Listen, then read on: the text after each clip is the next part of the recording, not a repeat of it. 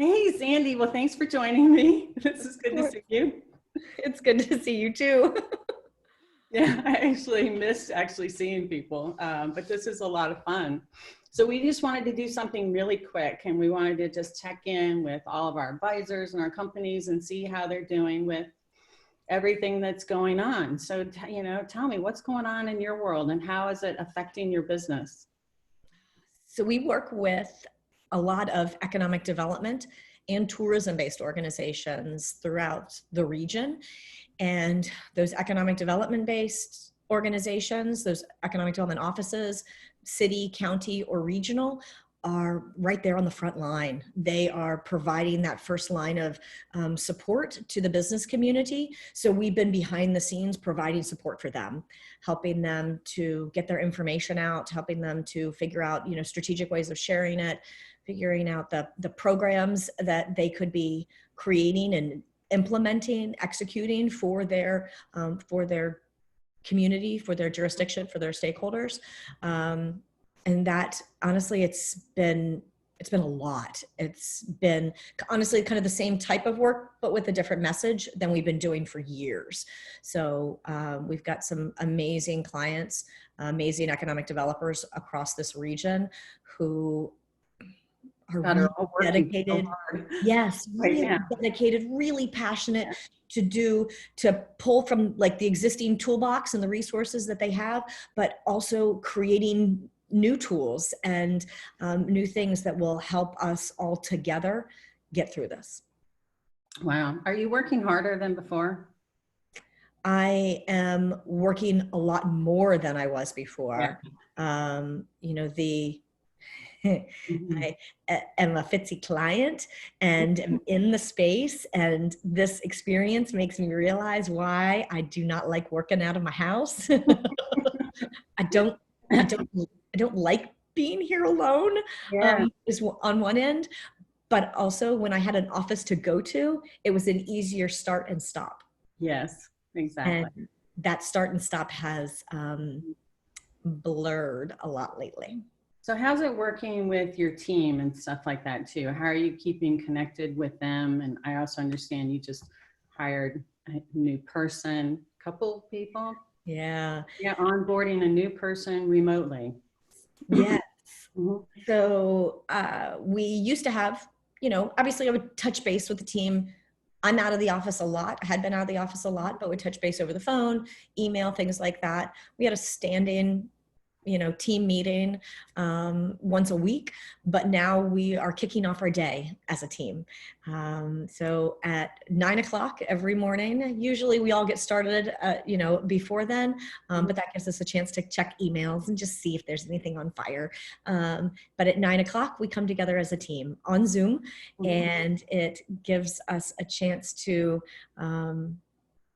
reflect on what was going on yesterday, brainstorm or ping one another if we need help on a particular project, or identify the things that we're planning to work on today. If there's anything that I might need help with, somebody else might need help with it. I think this process, this isolation has helped us as a team be stronger than we would have. I know that it's helped me as a team leader to find new ways that we can collaborate and work together really efficiently. Well, and you're using a really interesting tool too that I hadn't heard anyone else. So talk about that for just a minute. We, one of the things that I have every team member do is to go through Gallup Strength Finders, that quiz, that assessment. And we used the first week or so of our online team meetings things, I felt like we were just reporting in, reporting out, and it was just very work. And I wanted to do something. I believe in ongoing professional development. I believe in ongoing, supporting of one another. So we used, starting this past week, we looked at and have been analyzing and speaking to each of our individual strengths. And it's really helped us as a team and me as a team leader to understand why that's the default, why, when we're faced with a problem, we all come at it from different perspectives. Mhm. And so I've been doing some coaching with the team in that area, and everyone's really enjoying it because it's kind of a break from the have to put out these messages, have to create this newsletter, have to create these social media posts. And it's a time to reflect on self and the team as a whole. Wow. So I'm glad to hear it. Sounds like your business is going really well. Some are not. You're probably hearing that quite a bit with working with economic developments. It seems like, um, I don't know, there's a whole bunch of them, like my companies, there's a whole bunch of them that they're doing even better during this particular time. Some, it's not really affecting them at all, and some it's crippling and shutting them down, which is really a shame. Is there anything that we can kind of pull from maybe economic development, that there's tools that are kind of out there on the forefront that we need to tell people about? Maybe we use this as an opportunity for that, since you do share a lot of this and you're helping them across the board. So maybe we can even try and help them as well. I love the Strength Finder thing, but it's, there are other things or programs out there. I know I'm just springing this on you because we don't have any of this planned, but that's okay. It's how we do things. It's all good. It's interesting because I obviously talk in this space a long time. I have worked in economic development or some aspect of it my entire career. First job out of college, and did Wow. not graduate yesterday. So I have been doing this for a while. Mm-hmm. And supporting that industry. And I've always, unfortunately, said that economic development was kind of a community's or a business owner's, it was the best kept secret. And if you knew about it, then you knew, oh my gosh, there were so many tools and resources. And I hope that at this time, where there's so much need from a workforce and employer, across industries, I hope that people have used this time to connect with their economic development resources. There are some at a city level, there are, certainly those at a county level, some at a regional and or state level, and working from that ground up. If your city has an economic developer, use them as the first line of contact. If you don't have a city with an economic development department like we do here in Frederick, then work your way up. We provide those services for the city of Brunswick, and we're fortunate to do that. But there, but for others, Thurmont, for example, they have the Main Street manager. So I would start there and then work your way up to, the county economic development department, and just ask, check out their websites. These Oh my goodness, departments yes. literally overnight have been updating, created a new platform on their websites, created new pages of content on their websites, and every single day that something is changing, there is new information out there. So visit those sites and see what you can do to support. I mentioned Main Street, in the Thurmont example, Middletown, they're all over. Obviously, the Downtown Frederick Partnership here in Frederick has been doing an amazing job, right there at the front line. And each economic development entity kind of has their own unique role, and doing what you can to support, if you have the means to support another business, figuring out whether that's curbside pickup of food or drink. You're helping that business owner, but you're helping that business owner maintain their employees. And if they're able to stay open at all, then the likelihood of them ramping back up is going to be so much greater once we're all on the other side of this. So have you ever seen anything like this before?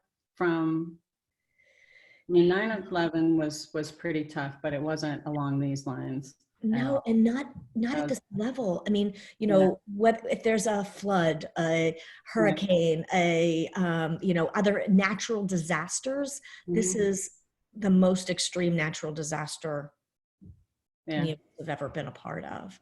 I don't even know if that's the word, is natural disaster, but I don't know what else to call it right now. So Well, and I love how, in one sense, I always try and to look at the positive, how this is bringing everybody together.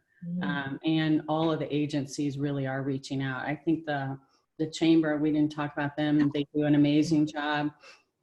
And I remember having a conversation with somebody and they said, well, I thought they just do networking. No, that's not their point. Their point is to advocate for businesses like yours, the specific one I was talking to.